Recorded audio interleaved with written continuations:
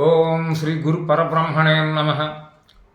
ఓం వాగర్ధావివ సంపృక్తౌ వాగర్ధ ప్రతిపత్తయే జగతః పితరౌ వందే పార్వతీ పరమేశ్వరౌ. ప్రియాత్మ బంధువులందరికీ శ్రీ గీతాచార్యుని మంగళాశీస్సులు, నా హృదయపూర్వక నమస్సమాంజలులు.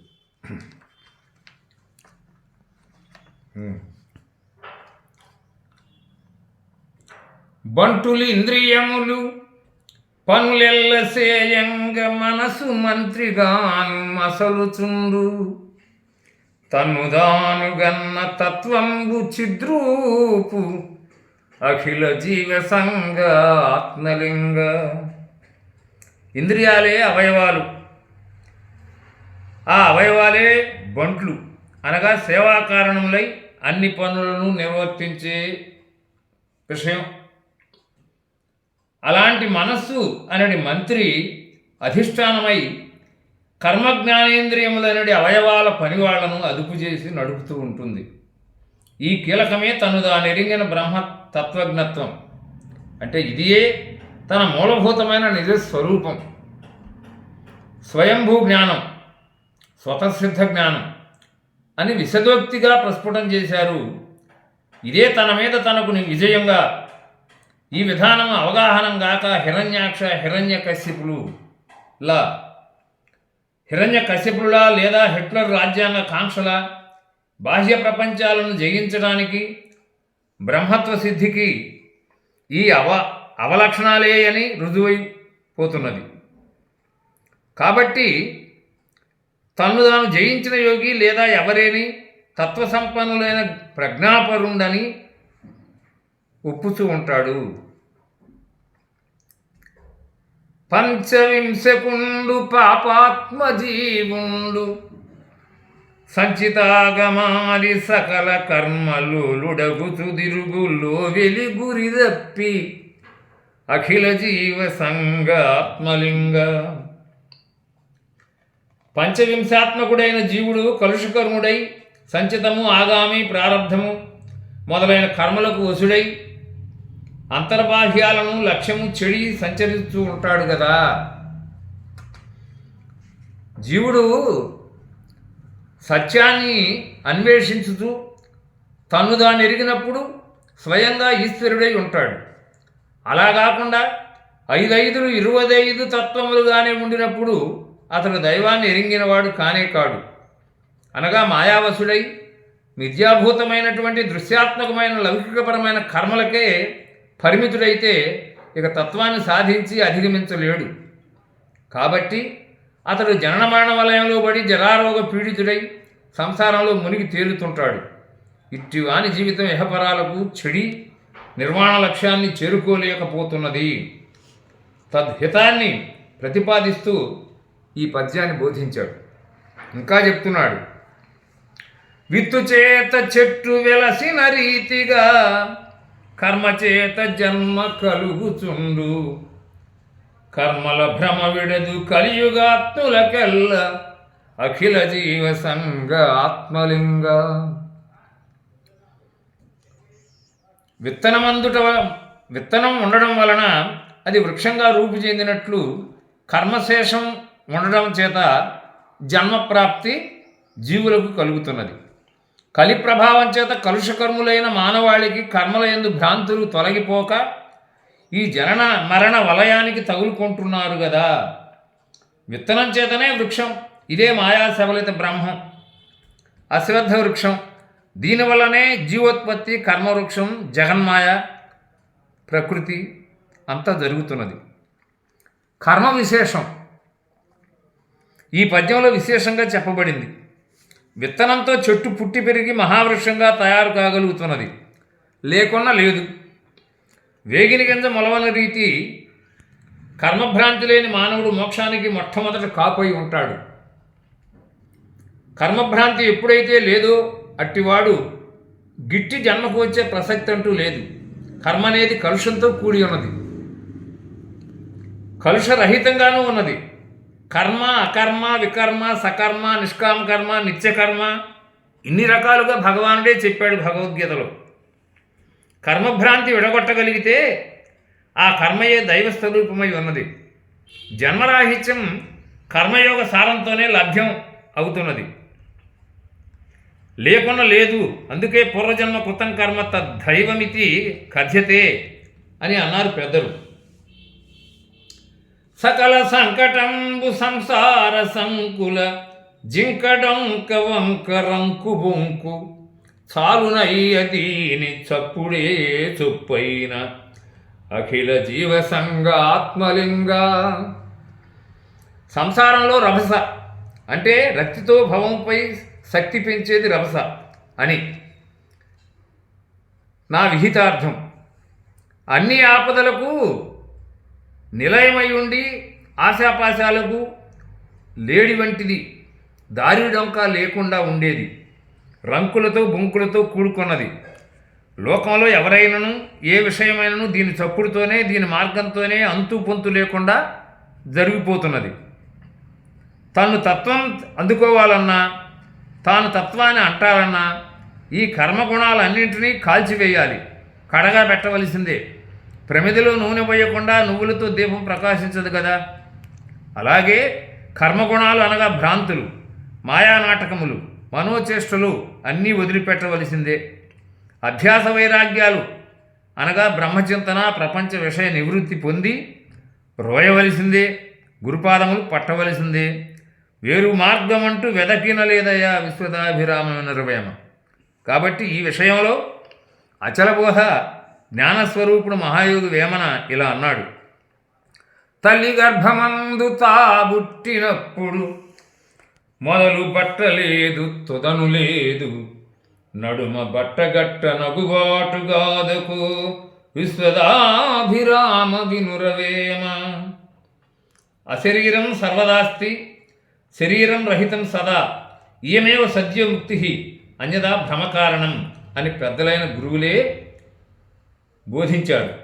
తల్లి గర్భం నుండి పుట్టేటప్పుడు లేదా శరీరం వదిలిపెట్టి వెళ్ళేటప్పుడు ఎవడు కానీ బట్టలు కట్టుకొని కానీ తీసుకొని కానీ పోవడం లేదు. ఏమీ ఇది ఇలా ఎందుకన్నాడు అంటే రాగద్వేషాలు, కామక్రోధాలు, మదమాత్సర్యాలు, మోహం, క్రౌర్యం, కార్పణ్యం, దేహాభిమానం ఇవి మనిషికి అడ్డుకట్టలై నిరోధింపరాకుండా ఉంటున్నవి.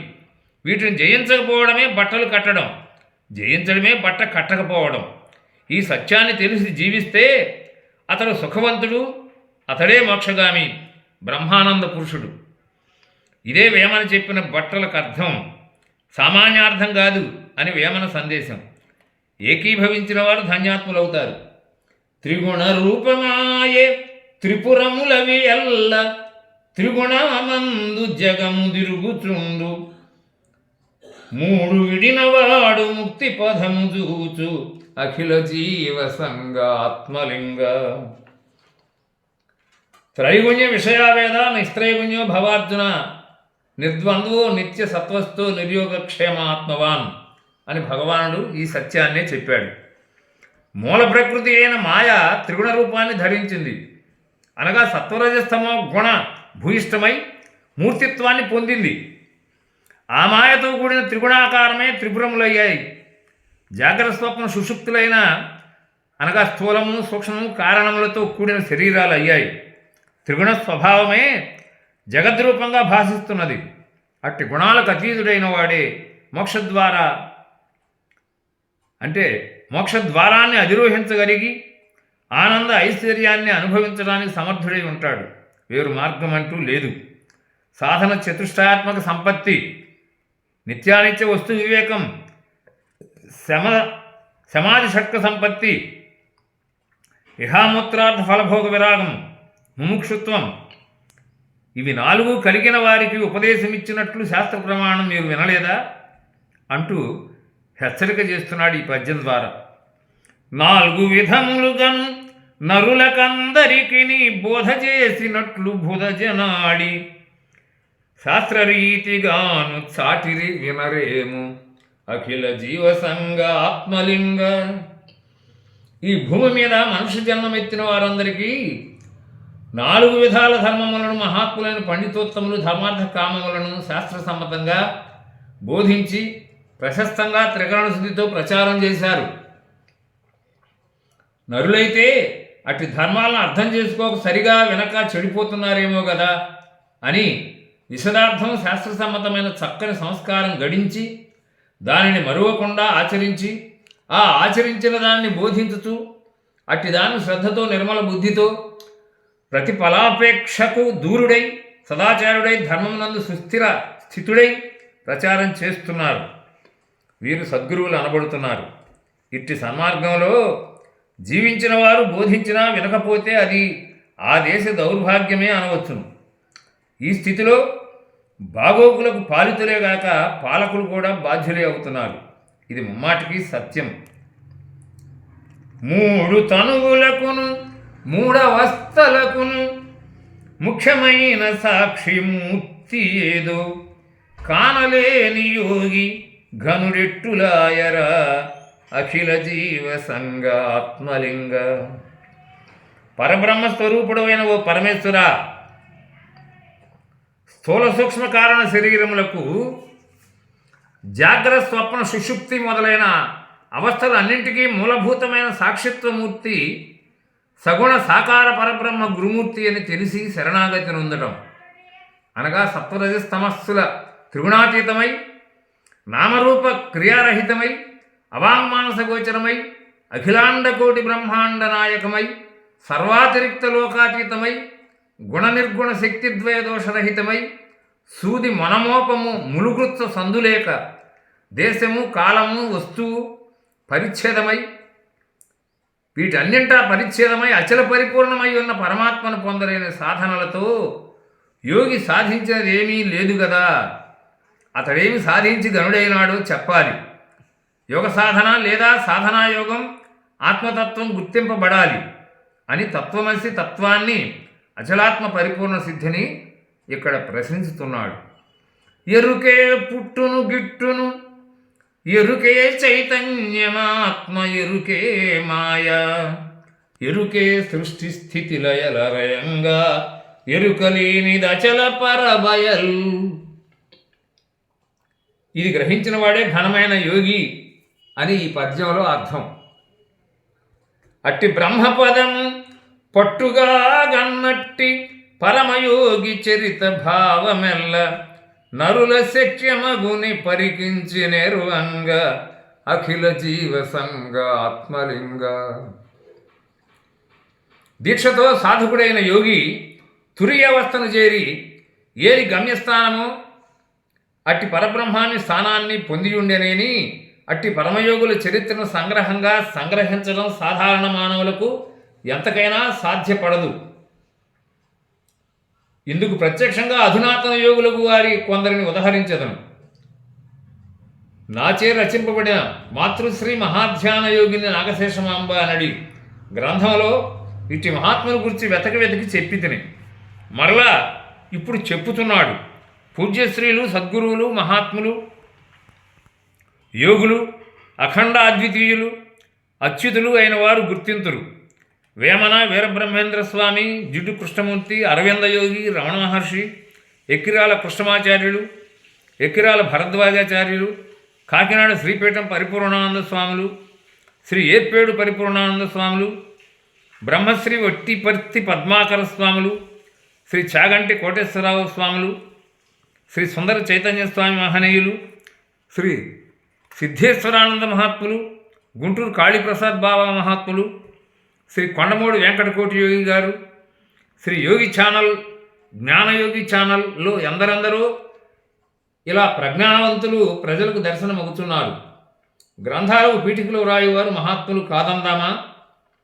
వాళ్ళు గురు పరంపరల్లో బ్రహ్మత్వ సిద్ధి ఎందు ఎంతటి స్థితప్రజ్ఞులో వినువారికి కనువారికి తెలియబడుతూనే ఉంటున్నది.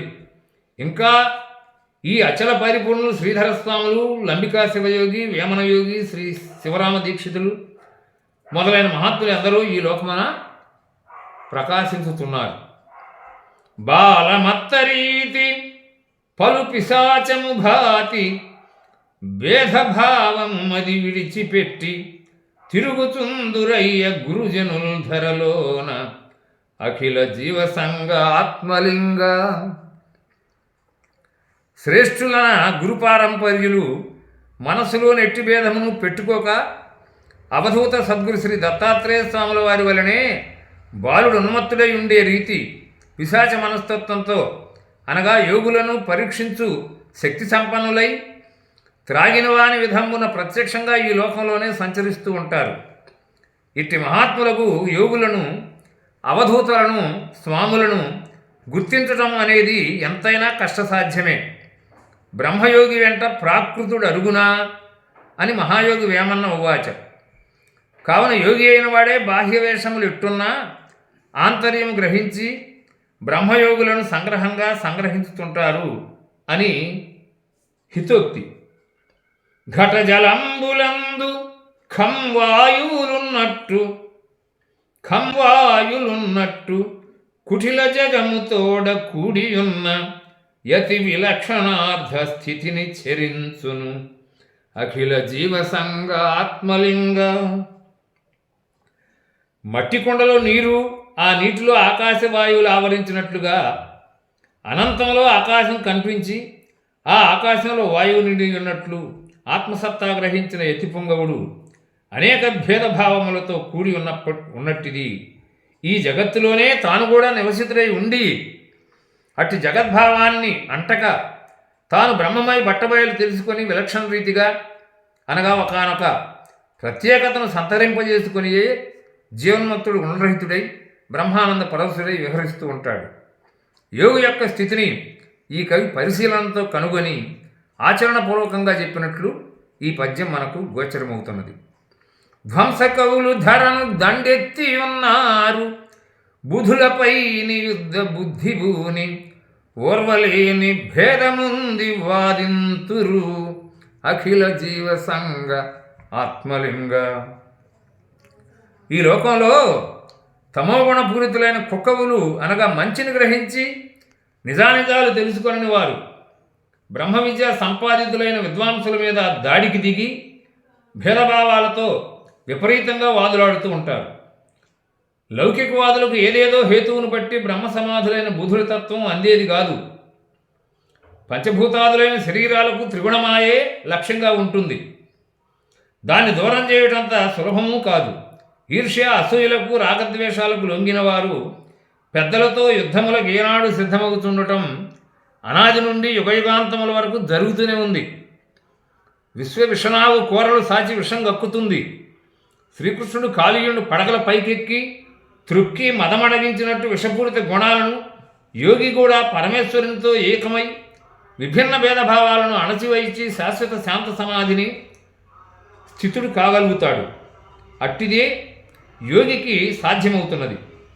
భూసమాధి కొరకు భువిలోని జనులెల్ల బుద్ధి యందు ఆశ బూనినారు, బుధులకికను దిక్కు పుట్టదు కాబోలు అఖిల జీవసంగ ఆత్మలింగ. ఈ భూలోకంలోని మానవులందరూ కూడా తమ తమ హృదయాలలో జీవన్ముక్తి అనే బ్రహ్మానుభూతిని పొందడానికి ఆశపడుతున్నారు. అటువంటప్పుడు సత్యధర్మ పరాయణులైన బ్రహ్మనిష్ట గరిష్ఠులకు అవకాశం లేదు కాబోలని ఆశ్చర్యాతక చమత్కారం ఈ కవి చేస్తున్నాడు.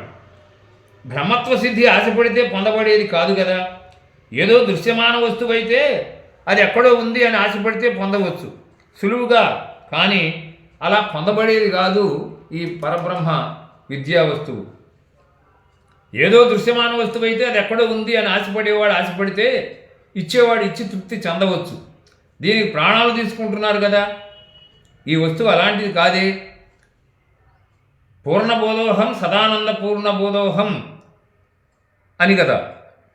అంటే నేను పరిశుద్ధ జ్ఞానస్వరూపుడను, నేను సదానంద స్వరూపు పరిపూర్ణ జ్ఞానస్వరూపుడను అని గ్రహించడం సదాశివ బ్రహ్మేంద్రులకు చెల్లిందేమో, లేక సత్యజ్ఞానం అనంతం బ్రహ్మ, సత్యం జ్ఞానం అనంతం బ్రహ్మ అయిన వారికి తగునేమో. అఖిలాండకోటి బ్రహ్మాండ నాయకం ఆది మధ్యాంతరహితం అవాంగమానస గోచరం కదా. మరి ఇతిశం మరి లేదు. అచల సంప్రదాయ గురువుల బోధనను అనుసరించి అయినా నీవు ధరించిన ఈ మూలం లేని గుర్తెరిగే శరీరం ఉత్తదే. ఈ ఉత్త బట్టబయలు ఉత్తమమని నీవు గుర్తించినా గుర్తించకపోయినా ఈ ధరించిన శరీరం నిలువనిదే, నీవుగా విడువనిదే, అహంకారపూరితమే, ఎరుకే, మాయయే, ఏమీనూ లేనిదే, అచల పరమాత్మ సర్వం నిండి నిబిడీకృతమై ఉండినదే, మొదలు కొనలేనిదై ఉన్నది, హృది స్థితం, అది పరిపూర్ణం. తగదు భూసమాధి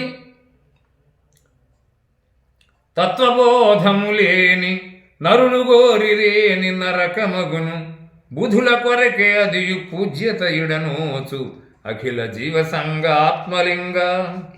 సర్వాంతర్యామైన ఓ పరమేశ్వర, లక్ష్యసిద్ధిని ప్రసాదించే గురుజ్ఞానమునకు నోచుకోని వారు, గురుని నరునిగా భావించే వారందరూ కూడా జీవన్ముక్తులుగా అవుదామని ఆశిస్తారు. అది సంసార జీవభావులకు నరకరూప కూపముగా గురి అవుతున్నది. జన్మరాహిత్యంతో కూడినట్టు అట్టి సన్మార్గం ధర్మనిరతి, సత్యనిష్ట పండితులైన యోగి మహాశయులకే పూజనీయమై పొందదగి తగి ఉన్నది కూడా అని. హరి ఓం తత్సత్.